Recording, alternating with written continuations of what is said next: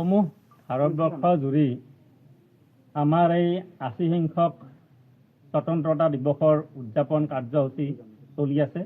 তাৰে অংশ হিচাপে আজি আমি ইয়াত বাক্সা জিলাৰ অন্তৰ্গত ককলাবাৰী পৰিষদীয় সমষ্টিত তিৰংগা যাত্ৰা কাৰ্যসূচী আয়োজন কৰিছোঁ। ইয়াত ভাৰতীয় জনতা পাৰ্টি ককলাবাৰী মণ্ডলৰ উপৰিও স্থানীয় বিভিন্ন স্বেচ্ছাসেৱী সংগঠনে আমাৰ লগত যোগদান কৰিছে। এই কাৰ্যসূচীৰ লগত সম্পৰ্ক ৰাখি আমি এই জালা আঞ্চলিক লক্ষী মন্দিৰৰ প্ৰেক্ষাগৃহৰ এই এৰিয়াত আজি আমি এটা চাফাই অভিযানৰো আয়োজন কৰিছোঁ।